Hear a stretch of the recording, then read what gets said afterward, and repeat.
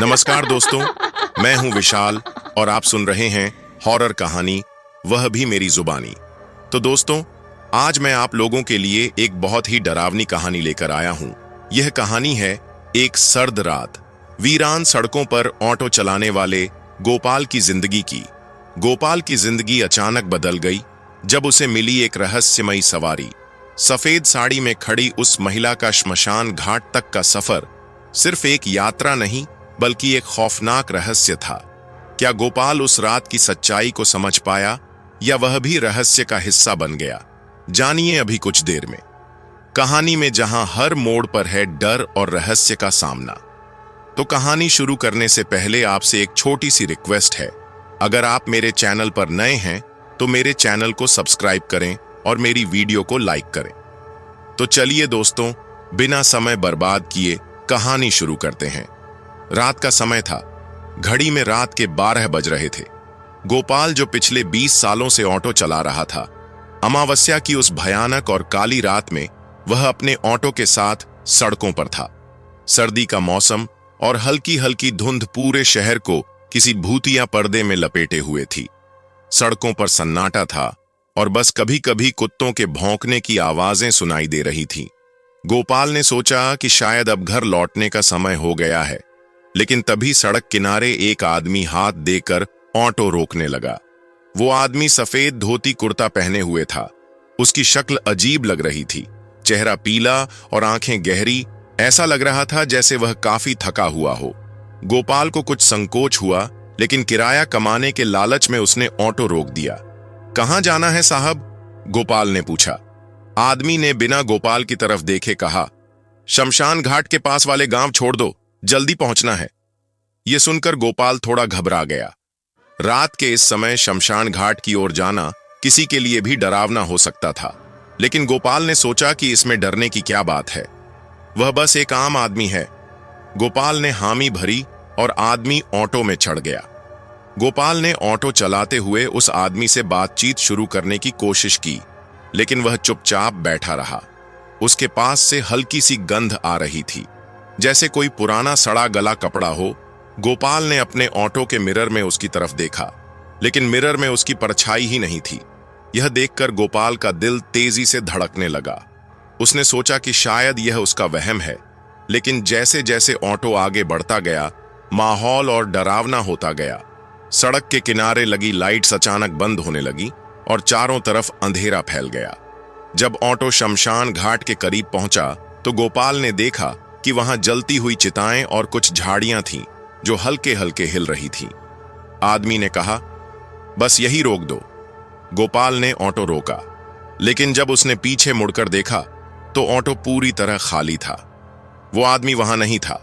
गोपाल ने डरते डरते सीट के नीचे और ऑटो के आसपास देखा, लेकिन कोई नहीं था।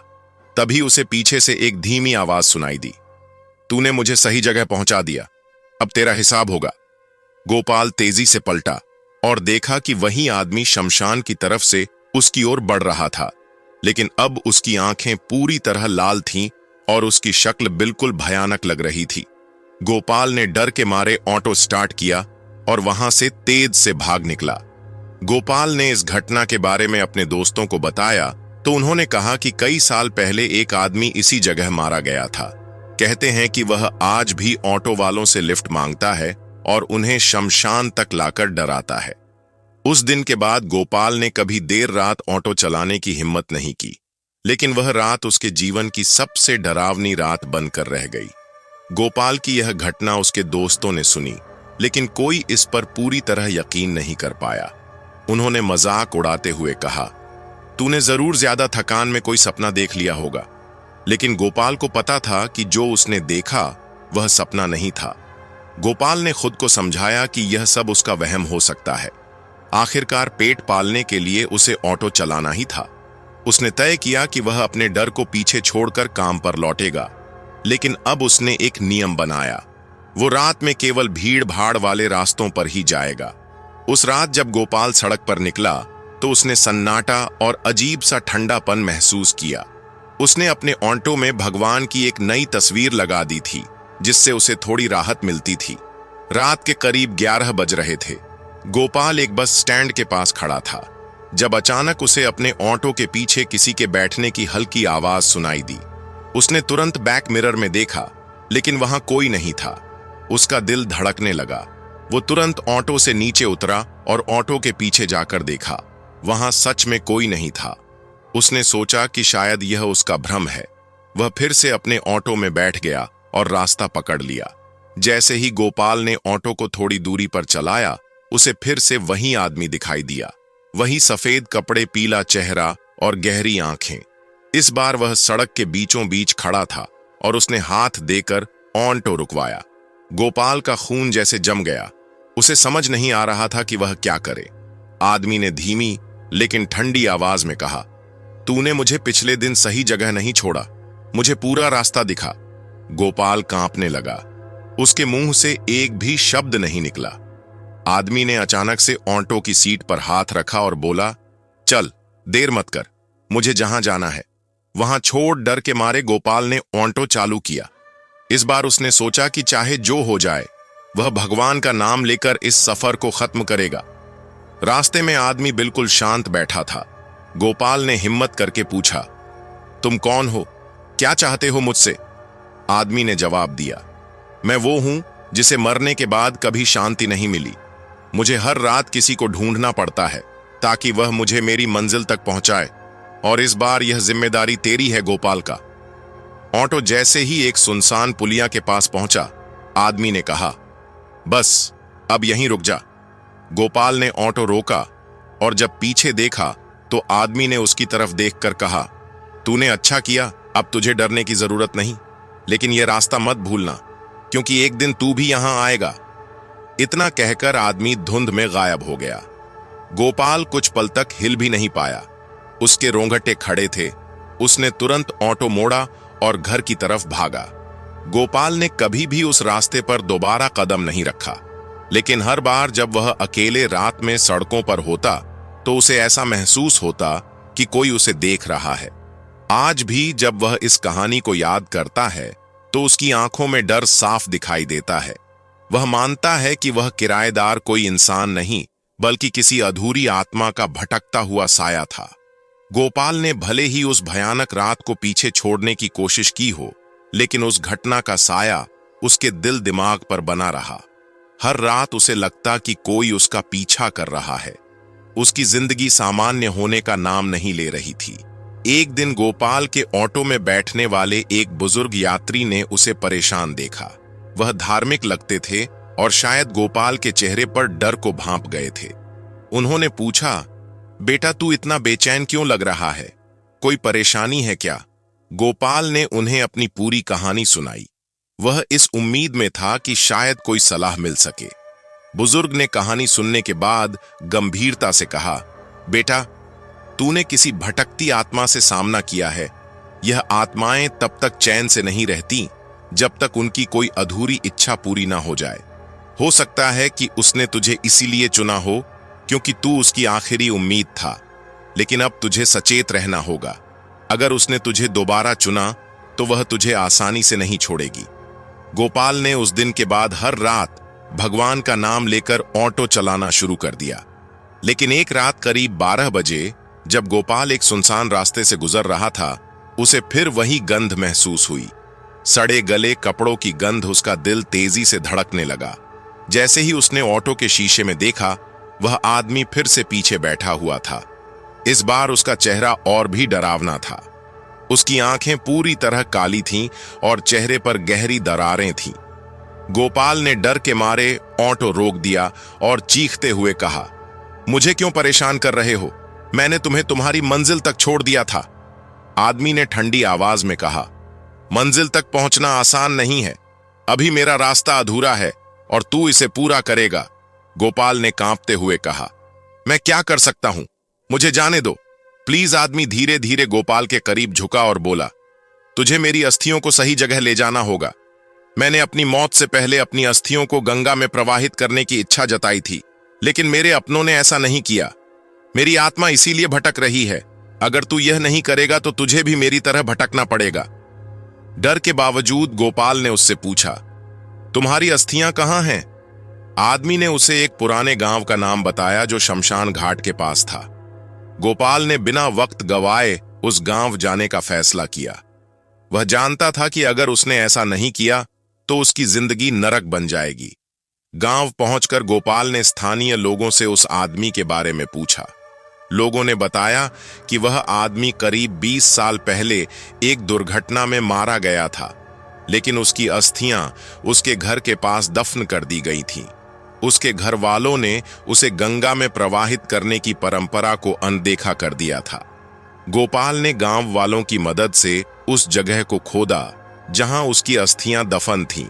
जब अस्थियां मिलीं तो गोपाल ने उन्हें एक कपड़े में लपेटा और गंगा नदी की ओर रवाना हो गया। गोपाल ने गंगा किनारे पहुंचकर पूरे विधि विधान से उसकी अस्थियां प्रवाहित की। जैसे ही उसने अंतिम मंत्र पढ़े और अस्थियों को पानी में प्रवाहित किया, उसे अचानक एक हल्कापन महसूस हुआ। ऐसा लगा जैसे कोई भारी बोझ उसके कंधों से उतर गया हो। जैसे ही उसने पीछे मुड़कर देखा, वह आदमी गंगा किनारे खड़ा मुस्कुरा रहा था। अब उसकी शक्ल शांत और रोशनी से भरी हुई थी। उसने गोपाल की ओर हाथ जोड़कर कहा, तूने मेरी आत्मा को मुक्ति दी, अब मैं शांति से जा सकता हूं। तेरा यह कर्ज कभी नहीं भूलूंगा। इसके बाद वह आदमी धीरे धीरे गायब हो गया। उस दिन के बाद गोपाल ने कभी उसकी परछाई भी नहीं देखी। उसकी जिंदगी में फिर से शांति लौट आई, लेकिन वह हमेशा भगवान का धन्यवाद करता और हर रात प्रार्थना करता कि उसे फिर किसी भटकती आत्मा से सामना ना करना पड़े। गोपाल की जिंदगी फिर से पटरी पर आने लगी। वह हर रात भगवान का नाम लेकर ऑटो चलाने निकलता, लेकिन वह इस बात को कभी भूल नहीं पाया कि उसने एक भटकती आत्मा को मुक्ति दिलाई थी। यह घटना उसके लिए एक सबक बन गई थी कि हर आत्मा की शांति जरूरी है, चाहे वह किसी भी रूप में हो। कुछ महीनों बाद एक अजीब घटना फिर से हुई। गोपाल रात में एक शादी समारोह के पास सवारियां ढूंढ रहा था। तभी एक महिला जो लाल साड़ी पहनी थी उसके ऑटो के पास आई। उसकी शक्ल पर थकावट और उदासी थी।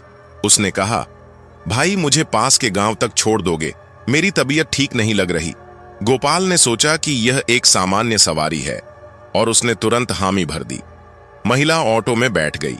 रास्ते में गोपाल ने उससे पूछा, बहन जी, इतनी रात को अकेले क्यों जा रही हो?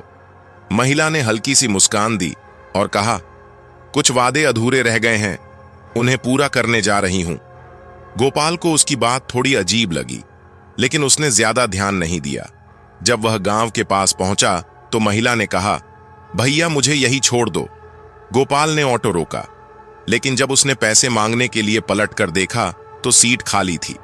गोपाल का दिल एक पल के लिए थम गया। उसने तुरंत ऑटो से उतरकर चारों तरफ देखा, लेकिन वहां कोई नहीं था। अगले दिन गोपाल ने उस गांव के लोगों से इस महिला के बारे में पूछा। गांव वालों ने बताया कि वह महिला इसी गांव की थी और उसकी शादी के दिन एक हादसे में मौत हो गई थी।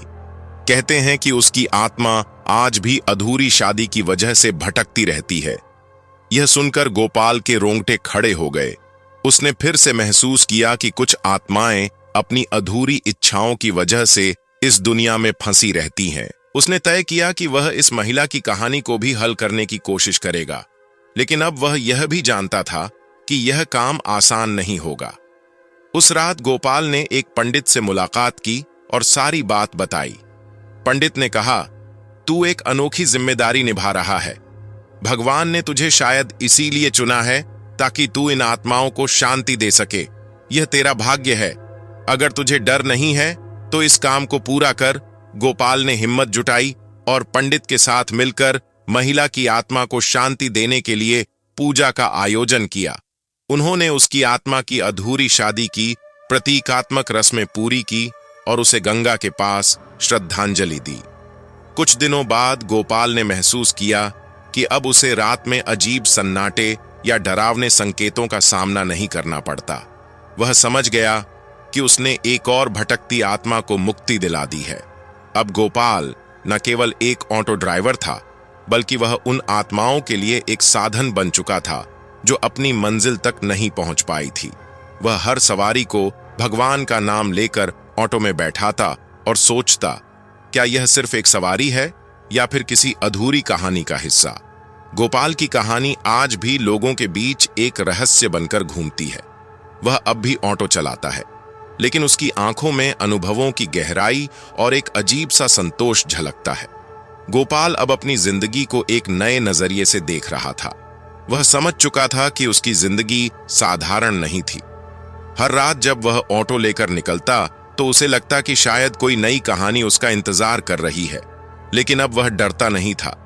उसे विश्वास था कि भगवान ने उसे किसी विशेष उद्देश्य के लिए चुना है। एक ठंडी और घने कोहरे वाली रात थी। गोपाल ने सोचा कि आज जल्दी घर लौट जाएगा, लेकिन तभी उसने देखा कि एक बुजुर्ग आदमी सड़क के किनारे खड़ा है। वो आदमी लाठी के सहारे खड़ा था और वो सफेद धोती और कुर्ता पहना हुआ था। उसने गोपाल को हाथ देकर ऑटो रुकवाया और बोला, बेटा, मुझे पास के पुराने रेलवे क्वार्टर तक छोड़ दोगे? बुजुर्ग ने शांत आवाज में पूछा। गोपाल को इस बार फिर कुछ अजीब महसूस हुआ। वो जगह वीरान थी और वहां बहुत कम लोग जाते थे, लेकिन गोपाल ने अपना डर दबाते हुए कहा, बैठिए बाबा। बुजुर्ग ऑटो में बैठ गया। गोपाल ने ऑटो चलाना शुरू किया। रास्ते में गोपाल ने उनसे बात करने की कोशिश की। बाबा, आप इस समय कहां जा रहे हैं? इतनी रात को कोई बाहर नहीं निकलता। बुजुर्ग ने धीरे से कहा, मैं यहां पिछले 40 साल से रहता हूं। आज मैंने सोचा उस घर को आखिरी बार देख लूं जहां मैंने अपनी पूरी जिंदगी बिताई थी।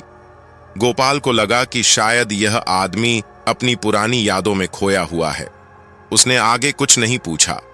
जब गोपाल उस पुराने रेलवे क्वार्टर के पास पहुंचा तो उसने देखा कि वह जगह पूरी तरह खंडहर में बदल चुकी थी। दीवारें टूटी हुई थीं, खिड़कियां गायब थीं और जगह को घास और झाड़ियों ने घेर लिया था। गोपाल ने डरते हुए कहा, बाबा, यह जगह तो अब वीरान है, यहां कोई नहीं रहता। बुजुर्ग ने मुस्कुराते हुए कहा, यही तो मेरा घर था, यही मेरा परिवार रहता था, लेकिन एक हादसे में सब खत्म हो गया। मैंने भी यही आखिरी सांस ली। अब मैं बस इस जगह को देखने आया था ताकि चैन से जा सकूं। गोपाल का शरीर ठंडा पड़ गया। वह समझ गया कि यह कोई साधारण बुजुर्ग नहीं है। उसने हिम्मत जुटाकर पूछा, तो अब मैं क्या कर सकता हूं बाबा? बुजुर्ग ने गोपाल की ओर देखा और कहा, तूने मुझे यहां तक लाकर मेरी आखिरी इच्छा पूरी कर दी। अब मैं जा सकता हूं। तेरा धन्यवाद। इतना कहकर वह धीरे धीरे ऑटो से उतरे और रेलवे क्वार्टर की तरफ बढ़ने लगे। जैसे ही वह खंडहर में घुसे, अचानक वह धुंध में गायब हो गए। गोपाल एकटक होकर यह सब देखता रहा। उस रात के बाद गोपाल को एहसास हुआ कि वह अब केवल एक ऑटो ड्राइवर नहीं है, वह एक माध्यम बन चुका था उन आत्माओं के लिए जो किसी न किसी अधूरी कहानी की वजह से भटक रही थी। गोपाल की यह कहानियां अब पूरे शहर में फैल चुकी थीं। लोग उसे सिर्फ एक ऑटो ड्राइवर के रूप में नहीं, बल्कि एक ऐसे व्यक्ति के रूप में जानते थे जो भटकती आत्माओं को उनकी मंजिल तक पहुंचाता है। हर रात गोपाल अपने ऑटो को तैयार करता और सड़कों पर निकल पड़ता, ये सोचते हुए कि आज कौन सी आत्मा उसकी मदद का इंतजार कर रही होगी। उसकी जिंदगी एक अनजानी यात्रा बन चुकी थी जो शायद कभी खत्म नहीं होगी। गोपाल की जिंदगी अब एक नई पहचान ले चुकी थी। हर रात सड़कों पर निकलना उसके लिए न केवल रोजी रोटी का जरिया था, बल्कि उसे यह भी लगता था कि वह किसी भटकती आत्मा की मदद के लिए चुना गया है। लेकिन इन सब के बावजूद एक डर और बेचैनी उसके मन में हमेशा बनी रहती थी। क्या यह सब कभी खत्म होगा? एक ठंडी और सन्नाटे भरी रात थी। गोपाल ने तय किया कि यह उसकी आखिरी रात होगी। जब वह सड़कों पर निकलेगा, उसने मन बना लिया था कि अब वह ऑटो चलाना छोड़ देगा और कहीं दूर जाकर एक साधारण जिंदगी बिताएगा। रात के करीब 1 बजे जब गोपाल अपने आखिरी चक्कर पर था, तो उसने देखा कि सड़क के किनारे एक महिला खड़ी थी। उसने सफेद साड़ी पहनी हुई थी और वह बेहद उदास नजर आ रही थी। उसने गोपाल को हाथ देकर ऑटो रुकवाया। भाई, मुझे शमशान घाट तक छोड़ दोगे? महिला ने धीरे से कहा। गोपाल का दिल जोर से धड़कने लगा। शमशान घाट का नाम सुनते ही उसके दिमाग में सारी पुरानी घटनाएं घूमने लगीं, लेकिन उसने खुद को संभाला और कहा, बैठ जाइए।